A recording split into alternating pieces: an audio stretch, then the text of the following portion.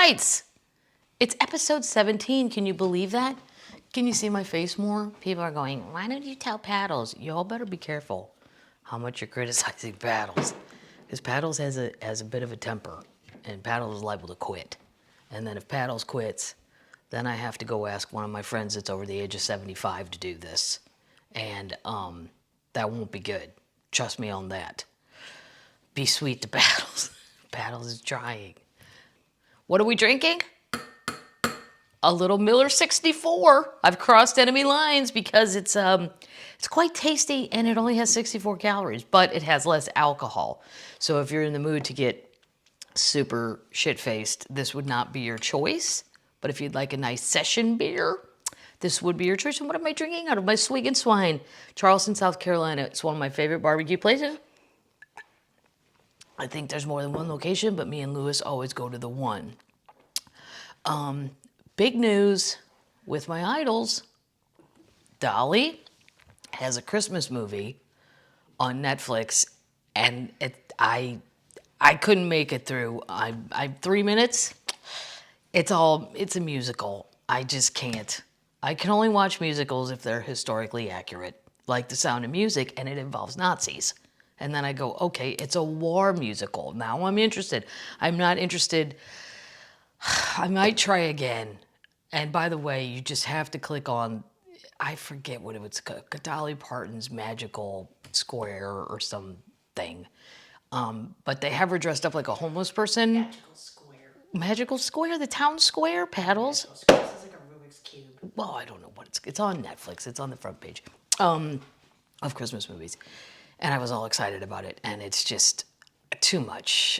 Christmas on the Square. Christmas on the Square. Magical Square. Same shit. They try to make Dolly look like a homeless person, and her outfit looks like it cost about $75,000. It looks like the richest homeless person by accident. It's supposed to be rags, but just to get a laugh, you should go look at that. And Dolly has written a letter to Santa. She published it. Dear Santa, I haven't written to you since I was a little girl in a rundown shack at the foothills of the Great Smoky Mountains. My daddy said there was no need for me to write to you since we lived so far back in the woods that you'd never find us anyway.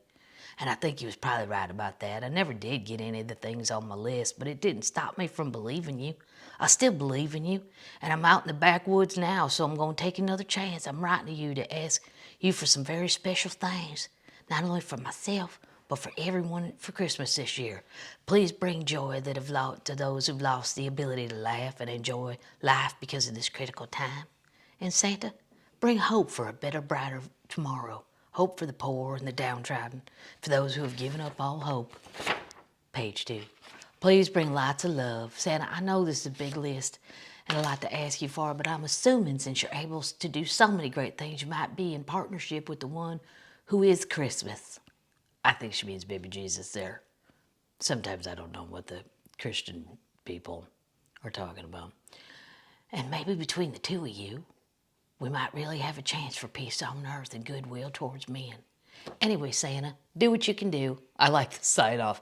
Anyway, well, shit, do whatever. Be safe. Remember to wear your mask because you're going to be going to a lot of houses in and out. And we're praying for a vaccine enough to heal everybody all over the world. Can you help us with that one? Well, Santa, I've taken up enough of your time. Thank you for everything you do. I will always love you. Oh, it's enough to make you cry. It's enough to make me want to be Christian. I can't abandon the Catholic Church for that, though, right? The Catholic Church I haven't attended in I don't even know how long. Will not tell my mother that. Okay. Now, what do I always tell you guys? Who would I follow out of this group the most? Dolly. That's who I would let be my number one queen and leader and king. Probably Cher second. A little hippified, but mouthy, and I like that. Stevie a little too far out in, moons, dreams, rainbows, whatever. That's why I like her, but it's not really my running speed. And my third, and then the last would be Tanya, because I would say 5 out of 10 things that she came up with, I'd be like, not a good idea, Charlie Redneck. Let's not do that, okay? And I'm part redneck, but not maybe that much. But fun. This one's fun. This one's good for a good time. That's why you have to have a lot of friends. Some people are good for some things. This is where, though, I would say, Dolly says, let's get a vaccine going, and gives Vanderbilt, or as my nephew calls it, Vanderwald, $1 billion. And boom, what has Cher decided to focus on? This is where I lose. This is where you got to be queen too. Cher to visit Pakistan to help world's loneliest elephant. This was on November 27th. Yesterday? Day before? Recently, 2020. Oh my God. I can't. Wow, how do you know about these things? Iconic singer and actress Cher was set to visit Pakistan on Friday to celebrate the departure of Kaavan, dubbed the world's loneliest elephant, who will soon leave a Pakistani zoo for better conditions after years of lobbying by animal rights groups and activists. Because of security concerns, Cher's schedule was not made public, but she is on her way, said Martin Bauer of Paws International, a Vienna-based animal welfare group that's led the charge to save Kaavan. It's Kaavn. The elephant has languished in the zoo for 35 years and lost his partner in 2012. He was diagnosed by veterinarians as both overweight and malnourished earlier this year, and also suffers from behavioral issues. Well, I'm sure he does.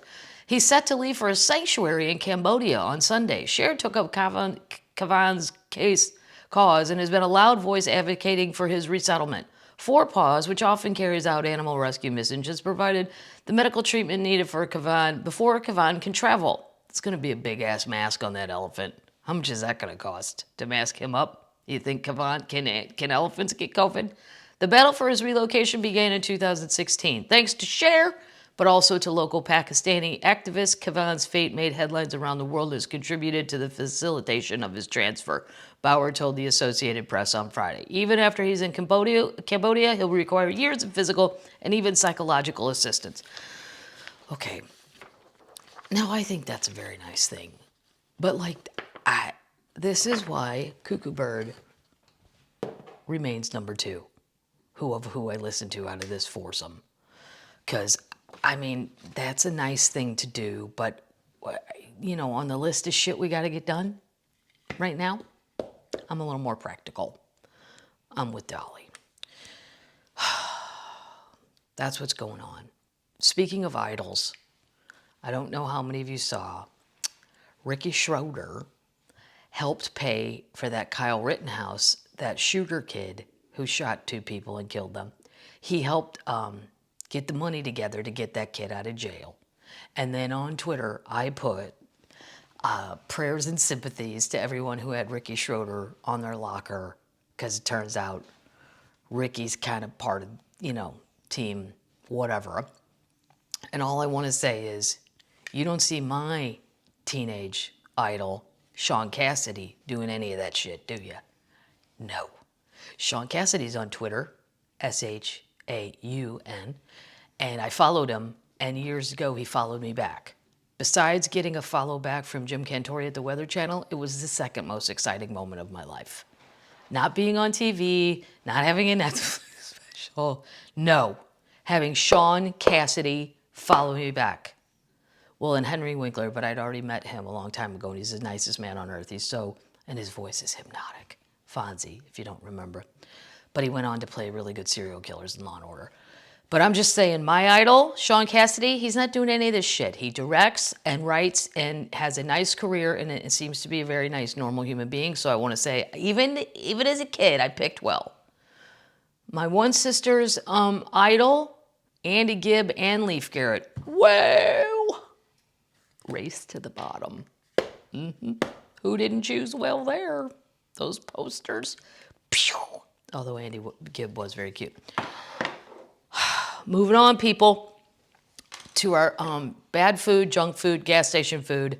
These are the dumplings I was telling you about. Now, if you people who are not watching this on YouTube, this is Bibigo. There was a South Korean golfer when the Grand Termite, Ron White, was here, and he had Bibigo on his shirt. And I said, what is that? And Ron's like, you don't know Bibigo? And I said, no, I wouldn't ask if I don't know. He's like, they're just the world's greatest fucking dumplings ever. And I said, still don't know what you're talking about. He goes, they're in the grocery store. And I said, I don't know. He goes, in the frozen foods. Well, I went, and he's right. And there's the little icon, there's the little label the guy had on his shirt.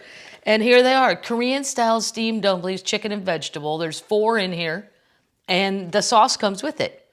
So, truth be told, it's a Sunday morning, and when I watch football, I'm going to cook those. We'll be talking about football, and it's, well, why not? Fantasy football? It's gone to shit. Everybody, 26 Ravens have COVID. Denver has no quarterback. Notice nobody's calling Colin Kaepernick. He's sitting around. Why don't somebody call him? You could get John Elway's old ass out of the booth, and his little chicken-footed person come out. I think he'd probably be fine at 60. He looks in shape, a little chubby. He owns a steakhouse. I'd be chubby too. I'd watch him. What? You'd watch? Yeah, we'd all watch. We'd everybody watch. If you bring John Elway back, come on, you have 2 hours. Do it. Anyway, the fantasy football thing, and then Kathy. God damn. Everybody's learning, so there's patience involved, but she's calling again, going, because now a bunch of the Saints have it, and then some Saints are hurt, and then she's like, well, I have all Saints. What am I supposed to do? There's only 6 of us in this beginner league. Go and pick people that don't have COVID. Good luck with that. And aren't hurt. That leaves about 11 people that haven't been chosen.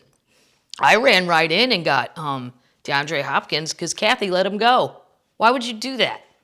Because she wanted Teddy Bridgewater. Oh, because she wanted Teddy Bridgewater. Because he was a Saint at one point. He was a Saint. Anybody who was a Saint, anybody who even thought about being a Saint, Kathy will take that person. Who dat? Who dat? I'll tell you who dat. You a lady without a team. That's who you is. Drew's been awfully quiet. Hasn't been checking his thing, I'm sure. Doesn't even know what kind of COVID trouble his ass is in. This is where fantasy football on the app, they give you a thing for injured reserve, IR. It says by the guy, little IR, meaning hurt. But they don't, now they've invented a COVID icon. Yeah, it should be the cell. That's what I'd like if it had the actual COVID cell. That should be the icon instead of COVID-19. But here's a little late coming news, but I think we all need this in our bad food, junk food segment. We need this for next year. How did I not know this? We've talked about Popeyes. Love it. Popeyes Cajun style turkeys return for Thanksgiving. Here's how to get one. Well, I didn't see this till way too goddamn late. For weeks, fast food New Orleans chicken style chain has been taking pre-orders of its Cajun style turkey. Participating restaurants is when you still might be able to grab. Well, this was 2 weeks ago, a week ago, whatever. They started at $39.99, and they're available while supplies last. If you can't get a turkey at Popeyes, you might be able to get a jerky with a limited time offer from Uber Eats. Popeyes has teamed up with the on-demand delivery service to offer jerky. Get a load of this. It's an 8-piece family meal of fried chicken with 1 large side and 4 biscuits for $20. The chicken comes inside a plastic turkey. I guess you get to keep it. I don't think they're saying return the plastic plastic turkey. And it was available. So like for Christmas, I don't know if they do it for Christmas, but for next Thanksgiving, how great would it be to have a Popeyes Cajun turkey? I don't need the turkey, but it'd be fun if you had kids. They'd like it.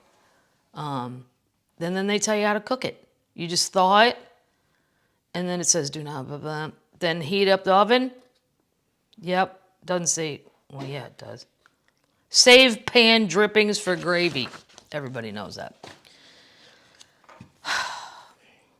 In other fast food news, this is mind-blowing. Growing up in the Midwest, we did not have In-N-Out Burger. Never even heard of it till I went to California. Its sign kind of looks like the Jetsons. I'm up for any fast food burger though, although I wouldn't even say I'm picky. I'm saying pretty good. Burger King's fine. Wendy's good, really good.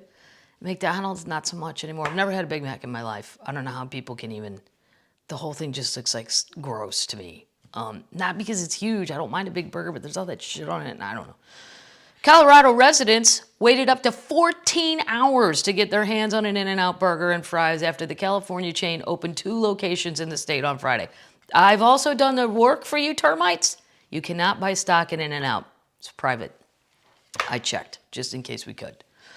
The line and resulting traffic got so out of hand that the Aurora Police Department took to Twitter to beg people to support other local eateries and hit the In-N-Out Burger on another day. Those who stayed in line, however, were treated to at least one dust-up in which 2 In-N-Out customers exited their cars and got in a fistfight during the wait. Yes.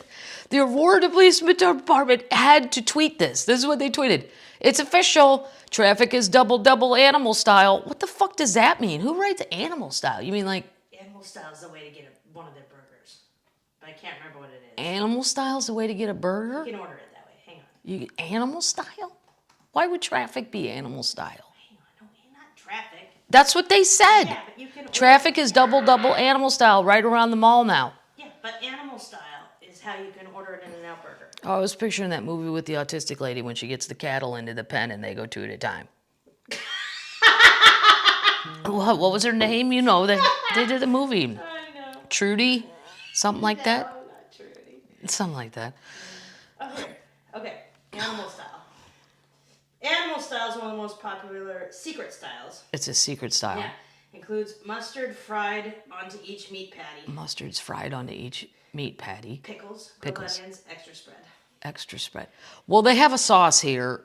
I don't really like secret sauces because every time I hear secret sauce, you know what I hear? Thousand fucking Island. That's what I hear. My mom loves it. Ugh, it's so sweet. You can't even taste the burger if you just get it plain. Be patient and kind. Maybe support another local eatery. The one outside the Aurora, the one in Colorado Springs, I guess, wasn't this bad. But the Aurora one, the line of people wrapped around the mall by 8:15 a.m., hours before the restaurant opened. Oh, my God. There we go. The tweets didn't have any impact. Well, of course not. Nobody's following the Aurora Police Department on Twitter. Let's start with that. 12-hour wait. That's how long it was to get an In-N-Out burger. Traffic is still significantly impacted in the area surrounding the mall. Police went on to say that the restaurant will close before you get to the window, most likely, meanwhile, other local eateries do not have a wait. Hint, hint. Then the wait got up to 14 hours. It was about 1.5 miles long, the line. The police issued their final update. Well, you go ahead and do final the whole time. No one's listening. The last car was marked.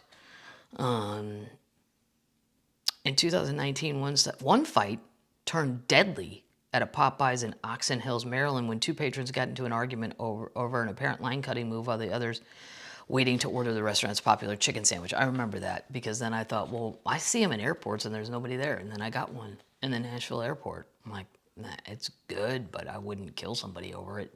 They're good. The Popeyes chicken, Real good. right. But wait, yeah, that was the Popeyes incident. Yeah. Nobody's killed each other yet over In-N-Out burgers. Colorado Springs wasn't that... It was a big line, but not quite as crazy. They waited 90 minutes. I mean, you guys, it's not there just for the day. It's going to be there for a while. Like, holy crap. One guy said he wanted to do it just so I wanted to be able to say I was the first one in the In-N-Out in the state of Colorado. Do you know what that makes you, sir? A geek. That doesn't make you cool. That makes you like, what the fuck? People, if you say that at the office, people are going to go, yeah, did you hear what so-and-so did on the weekend? He's that guy. Don't be that guy. Don't be it. All right. That's our food update. I've got some other little snacks I'll save for next week, though. But the BB, I'm going to give you the review on the BB dumplings. Little good news, you know I don't do sports a lot, except my fantasy football league. So then people can't go, Sarah Fuller made history kicking for Vanderbilt, or as my nephew calls it, Vanderwald, against who? Missouri! The Missouri Tigers, also known as Mizzou. She kicked, and they planned like this squiggle kick thing, which I thought was kind of not fair to her. They should have let her kick everything she had, like really bomb the crap out of it. Because if you didn't know it was a preset plan, you could say, well, it didn't go great, but it did considering what they planned. And but anyway, good for her. It's just a little update. She got to play. They keep saying in a Power 5 game, Missouri ended up killing them. which is rare for us. It's not something, I mean, I don't know how bad Vanderwald is, but they must be pretty bad because we won like 41-0, I think. And she never got a chance to try and kick a field goal, which sucked. Maybe next time. And then, moving on, this is a little something from my friend Lewis Black, because he knows I'm weird. And the things I talk about on this podcast, I hope most of them aren't talked about other places. It's just the weird things I like. Some of them are, but he sent me an email. He now calls himself my new research assistant of animals most likely to kill you by what state you live in. Now, here's the thing. I'm not going to do all the states in one day. We're going to spread this out, okay? It's in alphabetical order. If you live in Alabama and Arizona, what do you think is most likely to kill you? I've got the answer. Dogs. Shocking, right? Especially for Arizona. I would think rattlesnakes. Shit, I don't know. There's a lot of crazy stuff in the desert that can kill you. The Center for Disease Control listed dog attack as the most likely reason for animal-related deaths in Alabama. As it relates to Arizona, venomous snakes are not the animal to look out for, but rather dogs, according to the CDC. It might be difficult to believe that in these two states, the bite from the family pet is the thing that just might kill you out of all the other dangerous animals. Now, here's the thing I will say about Tucson. I have noticed this because I work downtown there at a theater called the Rialto, I believe it's called. Is that right, Paddles? Yeah. Yeah, I've worked there a bunch of times. Twice I've been booked with Chief Keef. Chief Keef. He's a rapper. And he was supposed to be due after me, and they told me to not go over my time, which I wouldn't anyway. I don't know, what do you think I am? Carlos Mencia. He goes long, everybody knows it. I don't. I'm a union comedian. I do what I'm paid for, and I do a really good job, but I'm not doing one goddamn minute more because we all have things to do, including the fans. But in Tucson, I have noticed throughout the years, there's a lot of dogs that don't seem to belong to people. They're just around. And like their backstage there is disconnected from the theater. You have to go to this other building where they have Papa Shot, which just makes it one of my favorite green rooms ever. It's not fancy, believe me, and it's always freezing. But there's like dogs, just noticeable. Then I told my friend Chuck, I go, notice when we drive into Tucson, he grew up in Phoenix, and he's like, yeah, we never came down here. I'm like, how did you never come here? It's 2 hours away. I don't understand that. When people say that, a friend of mine, when I did Midland, Texas, she lives in Amarillo. It's Ron White's sister, actually. And she was like, yeah, I don't get down there ever. Wow, it's 2 hours away. Don't you ever just get curious? Like, hey, I wonder what's over there. But I guess people in Phoenix, I don't know, maybe they don't go to Tucson that much, but so I could see in Tucson getting bit by a dog. Bitten, I believe would be the proper English. Dumb shit. Moving on. Alaska, I'm only going to do these. And every week we're going to have a new thing. What can kill you in your state? Do you live in Alaska or Maine? Moose. I would have guessed that in Maine. But Alaska, I might have thought the bears. Not much data is available from Maine regarding the number of animal-related deaths, however many dangerous animals roam this region, one of them being the moose and its enormous size and attitude to boot. A major misunderstanding about Alaska is that bears are the main killers. Yeah, I would have thought that.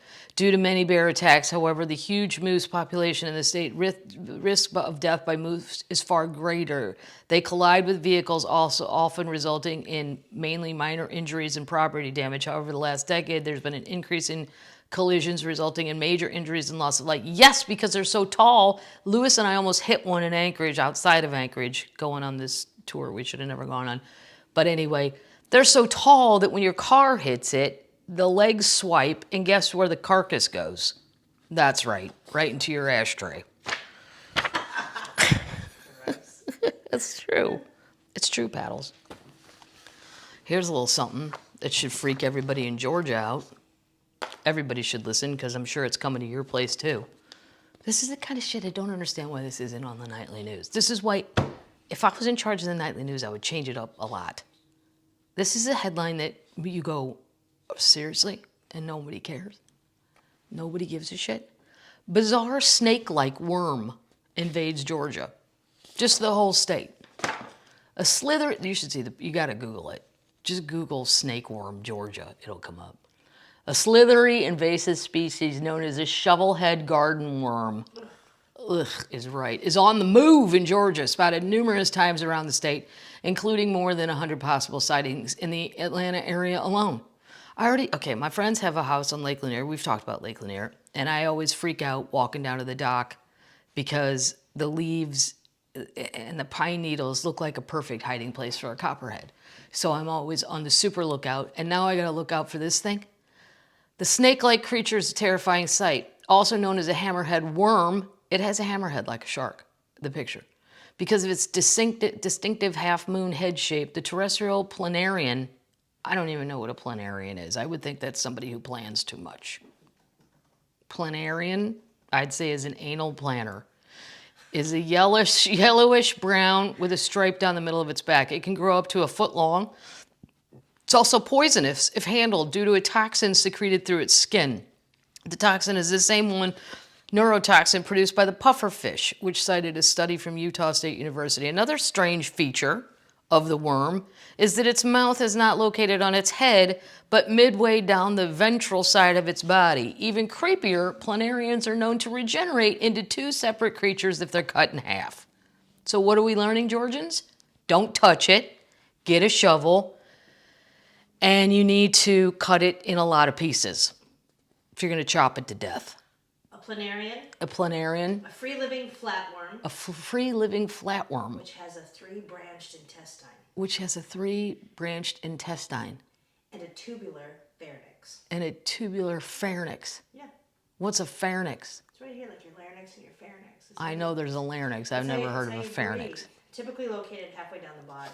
Okay. So basically it's breathing out of its belly button. Gross. Yeah. Gross. The animal is carnivorous and known to feast on earthworms and other soil-dwelling invertebrates, but it has few predators. It's got this lady with a shovel. I'm its predator, but I'm not in Georgia. But now I'm going to have to take a shovel down to my friend's dock in case I see one.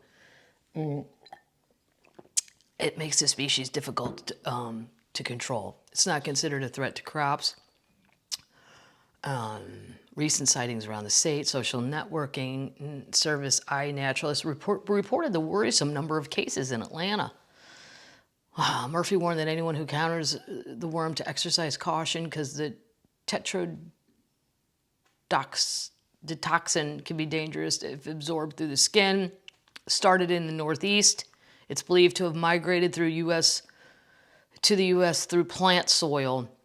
Many attributed the widespread sightings to climate change and migration, but also to a widespread amateur sleuthing within the advent of camera phones and online resources. Since these worms often thread to spoil through the soil, it's also possible that an influx of exotic plants into an area, along with rising temperatures, could lead to the increased populations. How many people are really buying exotic plants? I mean, rich people, but not enough to cause all that. Yeah. So, just FYI, don't say I didn't tell you. Oh, it's my sister Kate. We'll ignore that. Call her back. I had it on because my dad is having some computer problems, and there might be an incoming tech call. How's the printer? Their printer, they don't need to print shit. That's what I told them. Stop it. You're 79 years old. There's nothing you need to print. Write it out. You have time. That's the rest of the long-handed. My mother has beautiful penmanship. Do that. So does he, actually. All right. Next story. Moving on. Georgia, I'm trying to help. If you see the hammerhead worm, snake, get your shovel, cut it in millions of pieces. Don't say you didn't learn anything on this pubcast. Bar is open. Okay, here's a little something that I feel strongly about. I don't really care because I'm not doing it, and I don't care if anyone does do it. But I cannot believe that somebody's going to tell me being in an airplane is safer, is 100% safe. And that's what these articles, we've read some on the Pubcast that keep saying, well, here's an article. Airline stirs doubts among health experts with claims of safe flying. Yeah, and here's the reason. I have flown I drove the first 10 years of stand-up, and then I flew the last 20 years. And I would say at least half the time I've gotten colds or whatever, I know good goddamn well it's from a plane. Because there's people hacking and people coughing, and the winter's even worse. And I just, that air, that thing I tell you, that thing above you, the vent, I call it a SARS stream. Turn it off. I don't want recirculated air blowing right in your face. I don't get how, and I know they say they have the equipment, they have the filters, but just by the nature of it, I don't buy into it.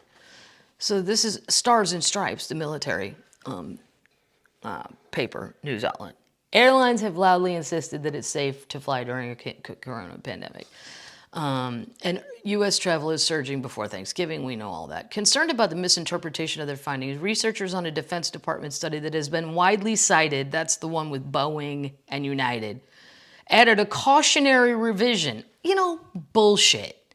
You already told everybody, we did all these tests with dummies and all this shit, and it's perfectly fine. You're 99.9% safe.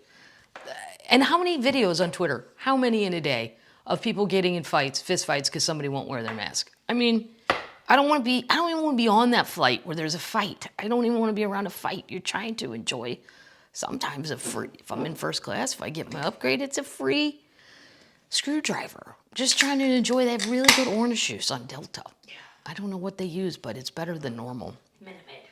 Is it Minute Maid? Well, there you go. A senior expert in travel health declined to participate. They declined to participate in an airline trade group's new what he called their bad math. The airline industry got a little ahead of itself trying to say the risk is zero. I agree. And David Friedman, a University of Alabama at Birmingham professor emeritus who balked at appearing with an International Air Transport Association event that cited his work. So he didn't even go when they're using his work. The risk of being infected with coronavirus on planes, which have highly effective filters that remove the virus from the air, and where the mask usage is required, is probably fairly low. Maybe, but it's still the same air. How do I know you can get a virus out? I don't think you can, or I wouldn't get colds every time I fly. Not every time, but a lot in the winter. And it's an ongoing thing that goes on all winter, because I really feel like it's because I'm in planes with people, there's 5 or 6 sick people on the plane. There you go. Dirty pigs. Dirty pigs, exactly.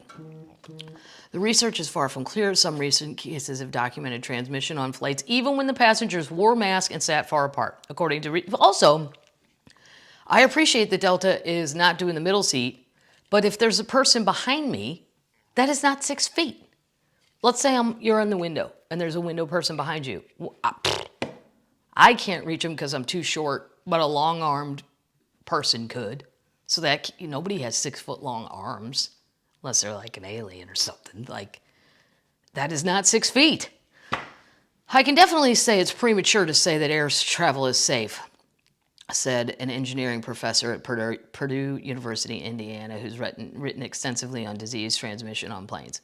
Airline officials, responding to the historic drop in passengers, repeatedly have defended the protections against infection on flights. Flying is safe, said the American Airlines person, blah, blah, blah. I will state that categorically. Well, yeah, I bet you will, and I feel bad for the airlines. A lot of my friends work for the airlines, but facts are facts. You can't...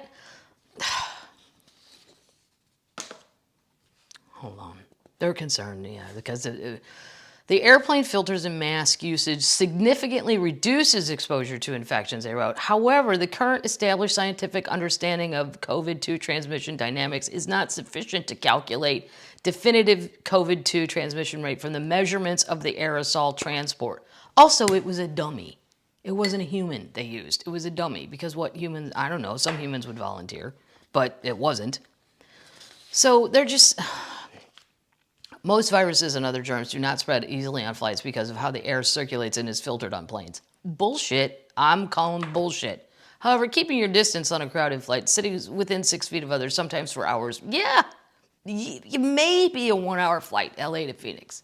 Maybe, but LA to New York, and if you took Southwest, you'd have to stop 74 times. It would take 7 days.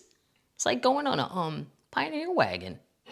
Just stop, pick people up, drop people off. Get some Popeyes, run out into the terminal. All right. 10 people who weren't connected to one another and resided in different parts of a plane in the U.S. tested positive for coronavirus after arrival. All the passengers had tested negative for the disease before the flight, suggesting at least some transmission occurred on the plane. Yes, that's why I'm having doubts about going on airlines. Blah, blah, blah, blah, blah. I mean, if you have to, you have to. But if it's just for fun, I couldn't do it. If I had to, I had to. But right now, I don't have to. So I'm going to wait till I go back on a plane where it's just normal sicknesses I get. Regular ones, colds, things like that. Speaking of travel, this is exciting. It's very exciting. Travel between Colorado and Utah in a glass dome train in 2021. That's assuming we have the vaccine. I love a train. In the Midwest, we are not given trains. Not really. Not like the East Coast. The West Coast, there's a train station in downtown LA, which they film more movies there than they do. I've taken it to San Diego. It's just, it doesn't work. I mean, the train works. But what are you going to do when you get to San Diego? You need a car, Uber, I don't know, the whole thing. It just isn't very cohesive. And I love a train. I would take a train over a plane any day of the week. This sounds really cool. This is not funny. This is just so you know about it. A little something to look forward to in 2021 if we get things back to normal. The road to the Red Rocks route will be a 2-day rail journey between Denver and Moab with an overnight stay in Glenwood Springs, which I've been to last summer with my parents, my sister, my brother-in-law, and her kids. And at Glenwood Springs, there's a famous hotel that's historic. Paddles, what is it? It's the oldest hotel in Glenwood Springs. And we didn't stay there. Teddy Roosevelt stayed there. Hotel Colorado. But we decided to go over for drinks. And it was going to rain, thunder, but it wasn't at the time. So we walked across the street from wherever we were staying. It was a little bit of a jaunt, like a 3-block walk. We get there, and it's supposed to be haunted, and you can ask the front desk people, and they tell you about all the hauntings and all this stuff. And then we went up into the floors. It was haunted. You can look around and all that stuff. And then my brother-in-law kept saying, "I don't even believe in any of that. My grandpa used to flick the lights off and on just to try to scare me, and blah blah blah." So we sit down to order drinks, and the thunder and lightning, and all the lights went off. And we were like, "Now, do you believe it, Matt? Your grandpa heard you, and he just did that." "Well, I don't know. Probably just the thunder." He still didn't believe. I'm like, you can't even. Your grandpa did a personal message. A personal lights out. It's a very cool hotel. So when you get to stay in Glenwood Springs, I don't know where you stay, but you should go over there and have a drink. Besides Denver and Glenwood Springs, the trains will journey alongside the Colorado River through a series of canyons with steep, rugged rock walls. The route between Glenwood Springs and Moab offers a variety of scenery, including mountain vistas, desert cliffs, and rock formations. Guests on the daytime will enjoy onboard storytelling. Yeah, no, I'm not. No, I ought to see if I can apply for that job. I don't have a job. Maybe I can move out there and I can do that, because usually the people that get those gigs are way too fucking into it. And the story goes on for 8 hours, and it didn't have to. And they're not funny. They're serious people. Mr. Rogers type, yeah. Regional cuisine and beautiful scenery in the train's glass dome coaches. That sounds awesome. Yeah, it's a Canadian company. Because they already have them between Vancouver and the Canadian Rocky towns of Banff, one of the greatest places in the world. If you've never been, you should go. I don't even ski. Me and Lewis went there to golf. It was great. Took a drive up to Lake Louise. Lewis isn't much of a hiker, though, so we didn't really hike. Because, yeah, he doesn't do that. So anyway, that's the glass dome train, and there's a picture of it. You can Google it. Should get out there. It'll be in the show notes. It'll be in the show notes. Paddles will put it in the show notes. Should make sure my parents aren't dead. Whenever my sister called early in the morning, I think something's gone awry. I'm going to save that one. This story, it shouldn't make me laugh, but it does. And every comedian I know has had throughout the years some sort of joke about it. Left for Dead, RadioShack gets another shot online. No. Just be done with RadioShack. There's a couple Spencers left in malls around the country hanging on, I believe. Somebody told me there was one in their mall. RadioShack, first of all, let's start with the name. Nobody has a fucking radio. Or a shack. Or a shack. Well, my parents have a shack on the property. RadioShack. I mean, I never understood. I haven't been in one probably since I was 8, and somebody wanted a remote control car, one of my brothers. And that's where we had to go. Like, the only thing I can think of to go in there for is batteries, but why would I do that when there's boxes of them right when you check out at Lowe's or Best Buy? Or I thought for a while maybe they were a drug front. Maybe there's drug running, because even when it was open, it was not crowded. What are you going to buy wires? These two guys. RadioShack, a fixture at the mall for decades. Start with mall. Nobody, no. This whole thing needs to stop. I mean, I guess I wish them luck, but I think what a fuck. If somebody said, if I had all the money these people have, clearly they have, this is not, I'd be like, how do I open an In-N-Out burger? Because I'm technically unemployed, I looked up how to get a Chick-fil-A franchise. Apparently it's really hard to get one, but even when you get one, you're probably gonna make $100,000 a year. That's what it said, which is good money unless I have to be there 24 hours a day running a Chick-fil-A. Because then I go, I don't know how. RadioShack, a fixture at the mall for decades, has been pulled from the brink of death again. This is unbelievable. It's the most prized name in the basket of brands that entrepreneur investors Alex Mehr, M-E-H-R, and Ty Lopez, let's just call him Alex and Ty, have scooped up since the coronavirus pandemic bowled over the U.S. retail sector and sent a number of chains into bankruptcy protection. Those brands so far include Peary, Dress Barn. Shocking. You can't have clothing for women in a place you call a barn. Because who goes in barns? Usually large animals. Cows, horses. It was the worst name I ever thought to name a women's clothing thing. And models. I don't even know what that is. It's sports. Sports? It's sporting goods. Sporting goods? Never heard of it. Must not exist in the Midwest. Mayer and Lopez plan to make RadioShack competitive again. When was the last time it was competitive? 78? 99. No. This time, they sold the boom boxes for a while, but as soon as, Best Buy and all these other places came into it, it's over. It's just over. You can't make a living selling wires. Are there that many people trying to make bombs? What the fuck? This time online, rather than on street corners and in malls, so they're going to be online. However, unlike RadioShack's glory years, it's Amazon's world now. The prized targeted audience of younger consumers may have never owned a radio. Hello? Right. I have a weather radio because I'm a weather nerd. And sometimes it scares the shit out of me when I don't even know what it's trying to tell me.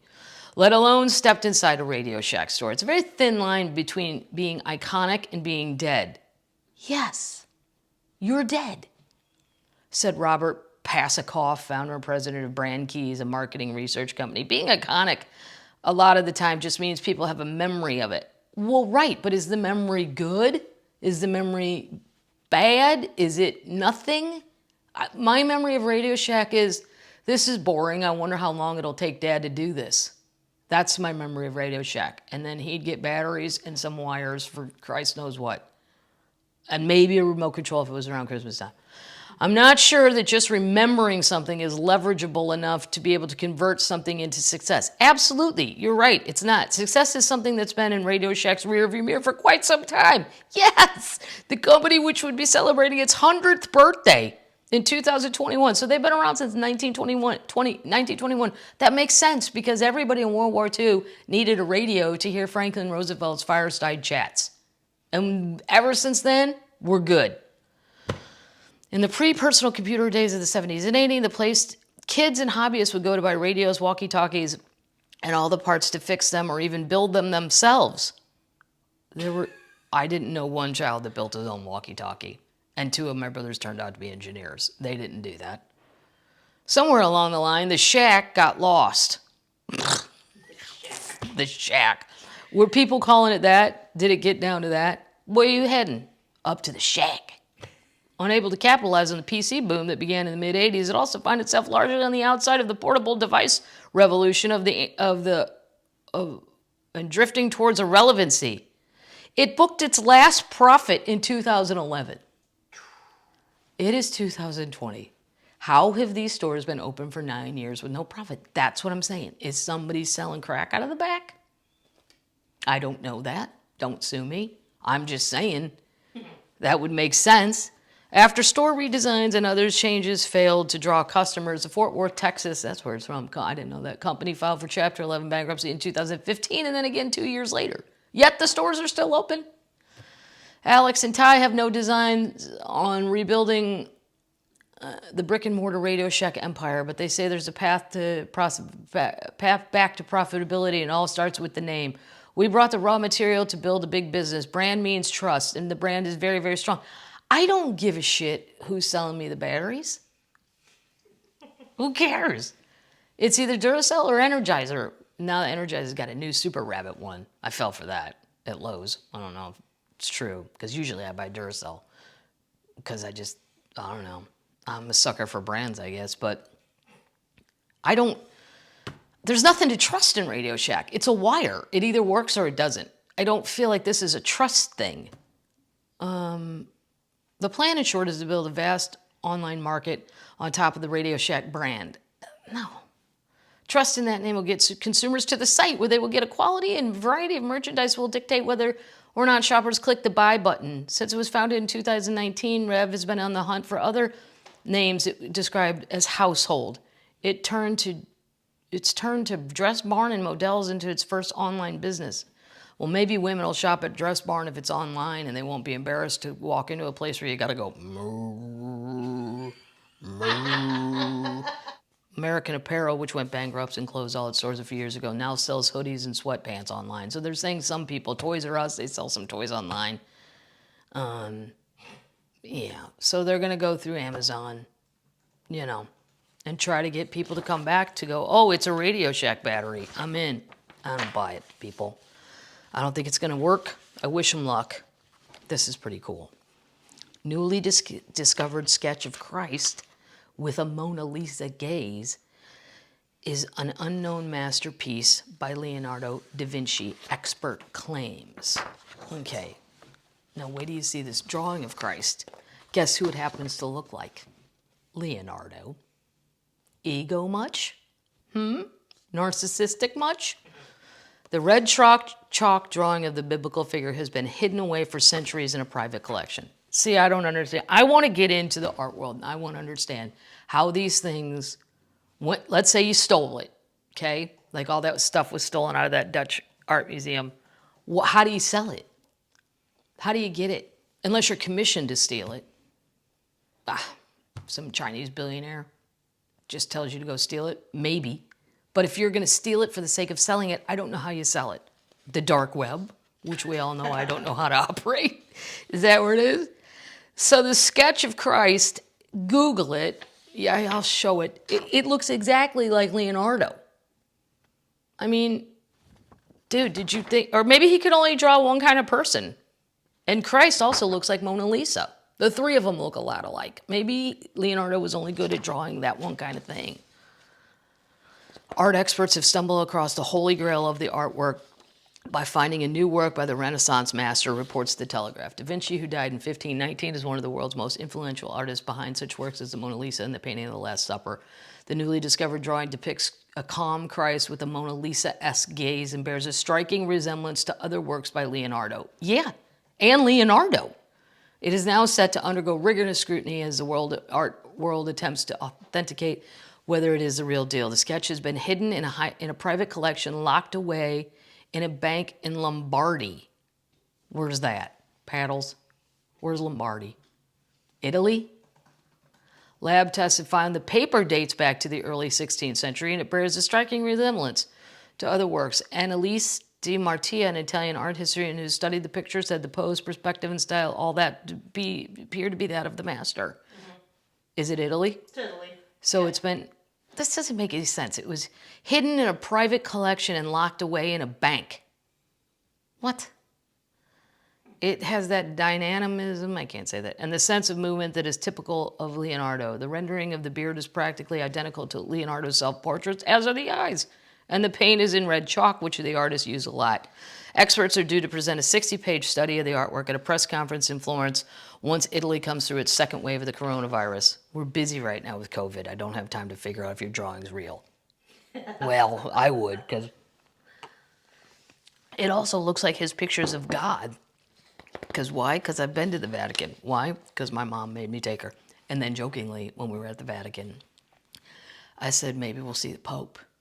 And sure enough, he was leaving that day. And I went, holy shit, look down. There's the Pope. And he got in a car and left. Oh, my mom was super excited.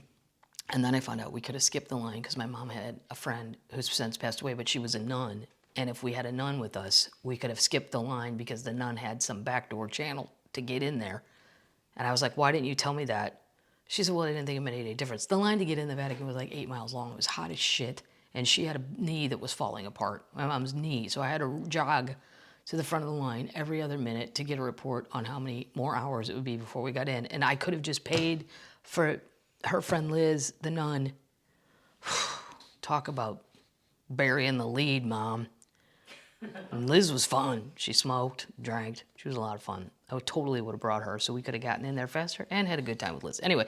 You gave her your Marlboro points. I gave her all my Marlboro miles when I smoked Marlboro, and I gave her Lewis's Camel Bucks. And all of her clothing, because the nuns didn't get paid, all of her clothing had some sort of cigarette logo on it.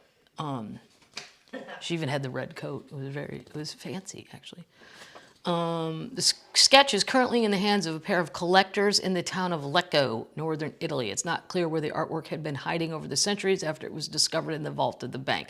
This is the kind of shit that makes people believe in crazy things, because this is crazy. Somebody forgot they had a Da Vinci?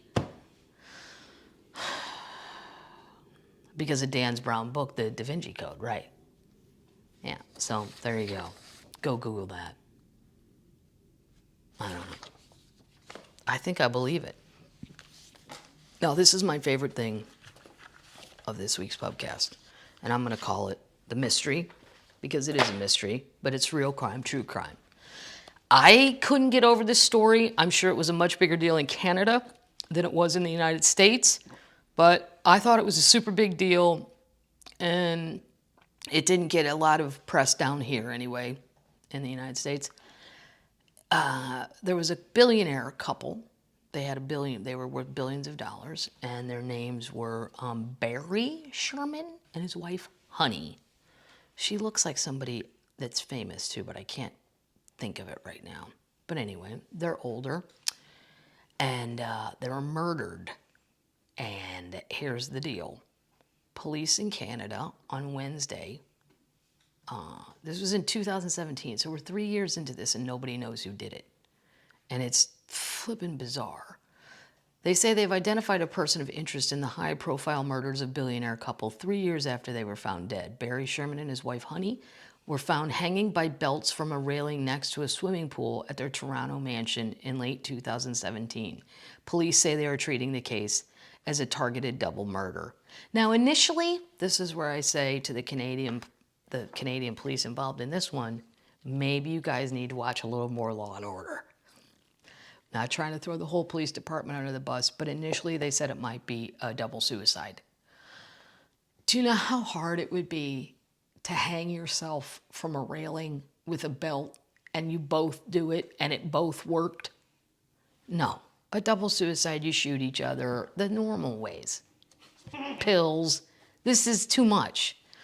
The Toronto Police Service can confirm that a person of interest has been identified but not been arrested.